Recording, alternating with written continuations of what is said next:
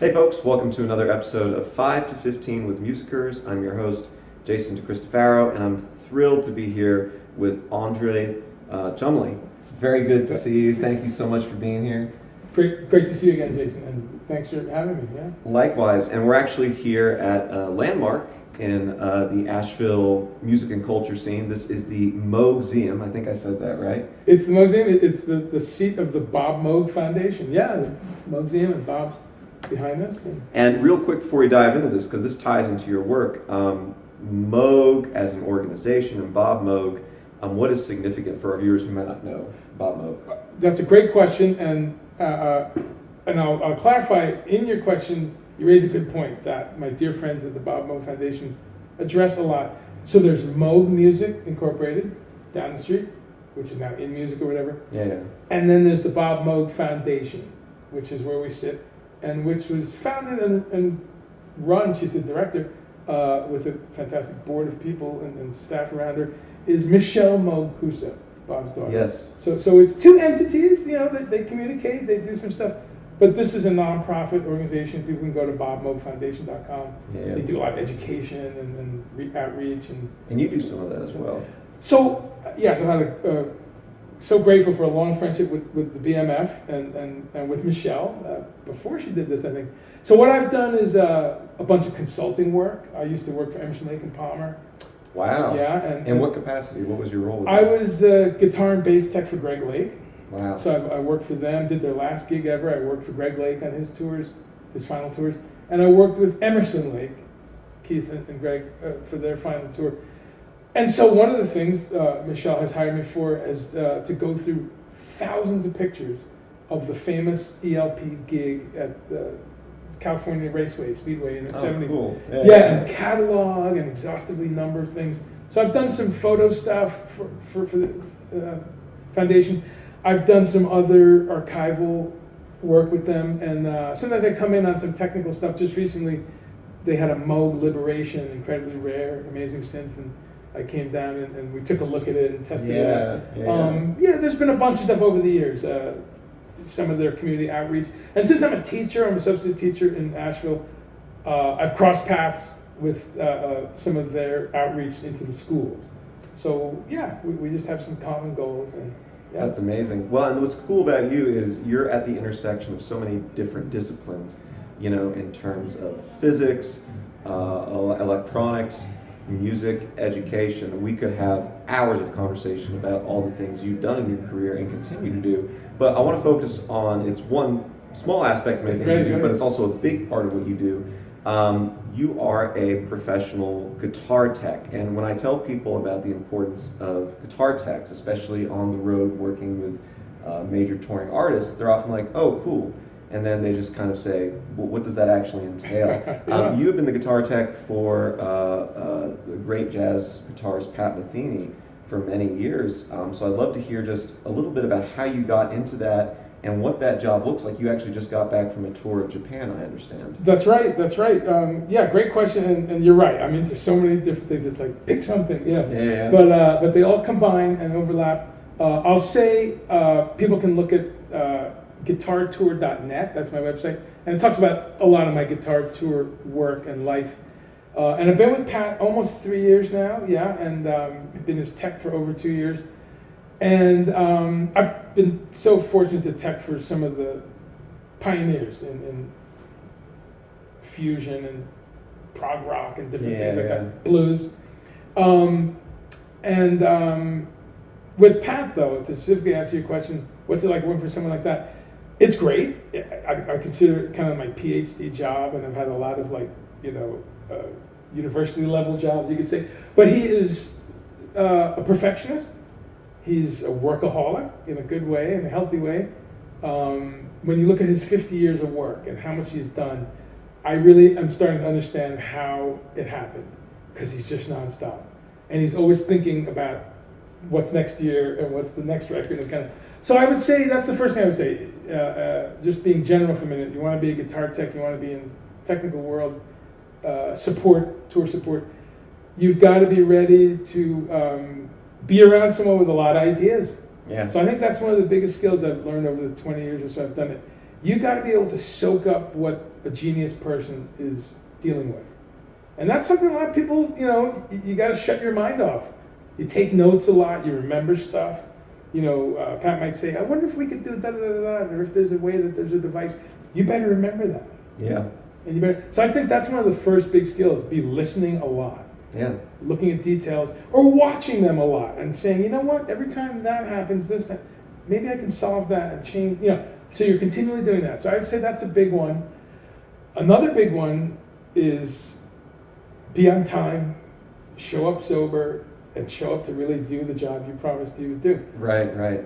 As obvious as that sounds, a lot of people blow that. Yeah. So that's the music industry, unfortunately, yeah. And then the third general area is learn as much as you can. So I'm always watching rig rundown and tech videos and gear videos and stuff like that. Always trying to learn.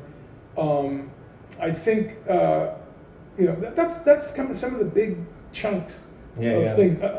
On top of, you better be okay with traveling a lot and being away from home and different hotels and living on buses. Yeah. Well, the thing that's interesting to me is any field in tech, including this, is constantly changing. Something that just came out like a week ago is already potentially out of date, so to speak.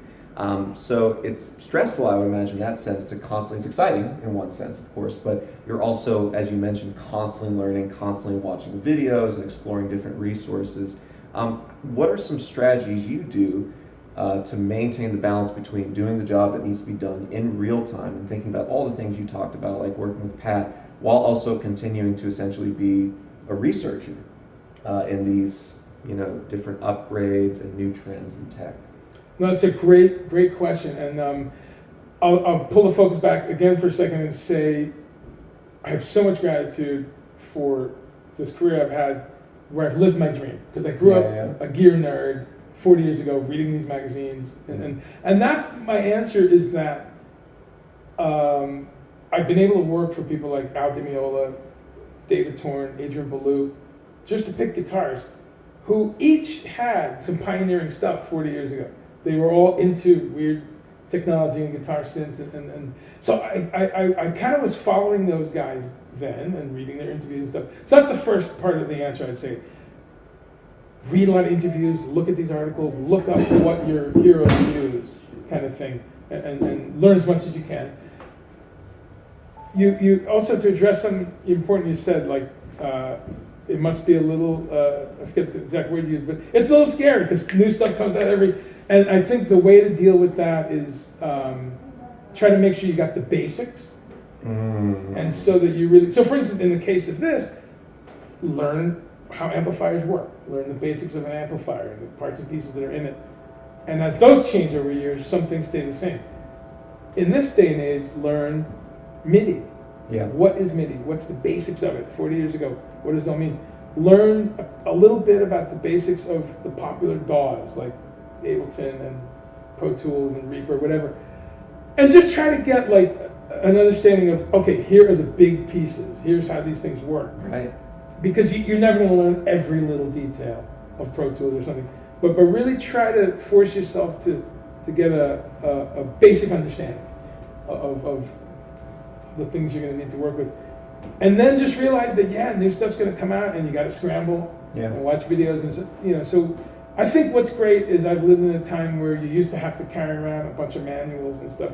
And now you pull out your phone at the gig and you can get support. We have so much access to so much information. And it's funny because a few minutes ago you said, sort of the beginning of this career was fueled by your passion, just working with gear, growing up and things like that. And you said 40 years ago, this was sort of that transition, or at least the start of the transition from the analog world to the digital world. And I know a lot of people in your field work obviously with both realms or within both realms. In addition to obviously access to information, not having to carry around a stack of manuals like in the old days, what are some other things that you've seen really change over your career, especially with some of the major changes in the last 15 to 20 years?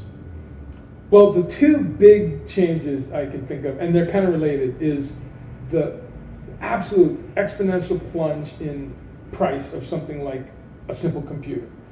I mean, I'm 59 years old. I have a computer degree. I went to school for computer science, and I'm an associate in science of computer science. So I studied and I steeped in that whole world. Yeah. And when I was in college, 17, 18, 19, you were just starting to get like Atari home computers or the first personal Radio Shack. Yeah. And unbelievable when you compare how many megabytes of memory, how fast the clock speed was, all that, and you kind of do a dollar for dollar thing. So that's I think the first big thing is that it's literally hard to describe in language, like how much has happened in 40 years.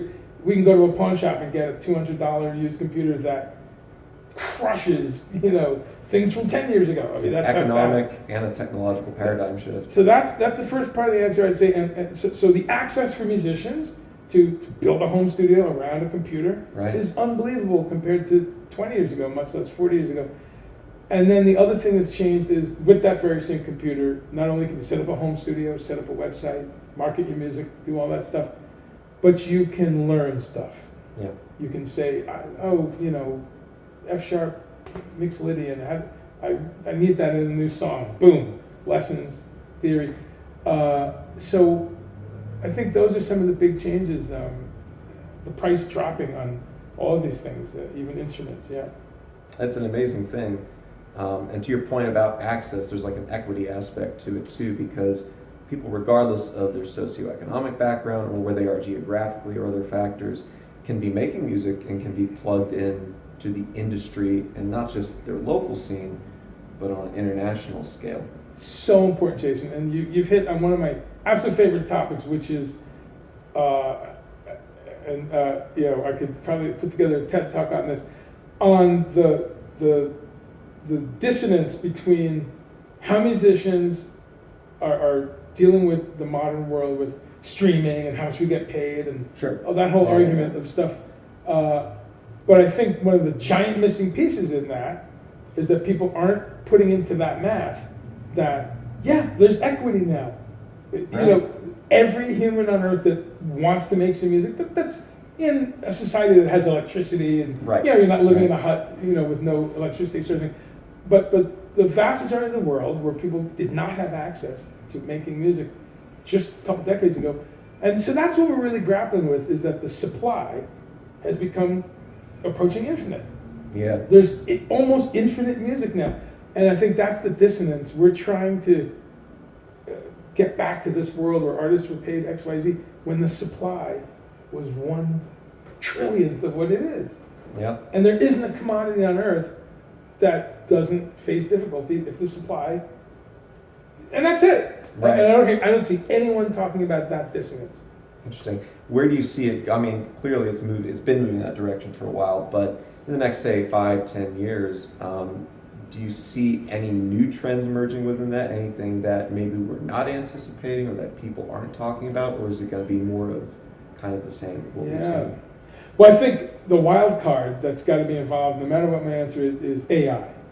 So I think a couple things are coming down the pike. I think we're in a fun area for a tech nerd, for a science fiction nerd, because it's kind of like the early 80s where I remember reading Discover magazine or any kind of nerd science magazine, Omni, for some people my age might remember Omni. But and you were excited because all this new tech was being talked about, and it's amazing to see what things have happened. So I think AI is going to be part of that answer, where there's going to be a lot more AI composed music. Yeah, it's already a thing.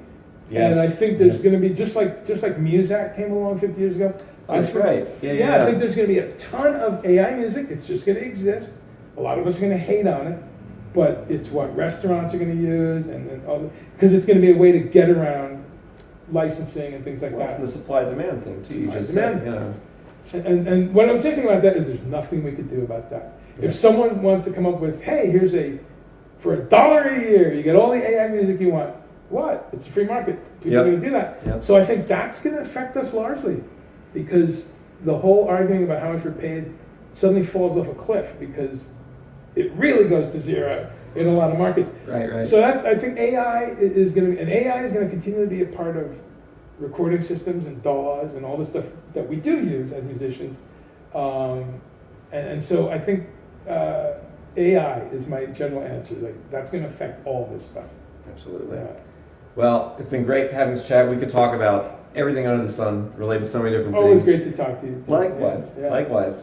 Before we go, I want to make sure that folks know about all the different projects you're involved with. Sure. You got Meatless Mondays. Sure. You're working with as a consultant for Moog, and you're also working as a guitar tech for a lot of different projects. Sure. What are some projects you're currently doing right now that you're really excited about? Absolutely. And you raise a great point. I've worked for both entities here, done stuff for the Bob Moog Foundation, and I have for Moog Music. I demoed their Moog guitar years ago and some of the pedals. So I've had a great relationship there, and I met Bob Moog a number of times. So Moog is a big part of my life. I have a website, guitartour.net, and that's got a bunch of my music, and still have a Frank Zappa tribute band called Project Object, kind of on hiatus. But so for many years, I took Zappa artists on the road. I'm a plant-based diet, and I do a thing called Meatless Monday Meetup. Most Mondays that I'm around, and that's meatlessmondaymeetup.com. But you can find everything at andrechumley.com or guitartour.net. And then I have a solo electronic project called We Are Ants to Them, and that's weareantstoThem.com or at We Are Ants to Them. And it's where it all comes together for me, music, because it takes my 40 years of love of synthesis, because I'm doing modular synthesis with guitar. So I'm doing a lot of looping and processed guitar and all kinds of stuff. But that's where you can find me, any of those websites, and say hi. Yeah. Right on. Andre, thank you so much. Jason, a pleasure. Yeah. Likewise. Y'all have a great day. Take care.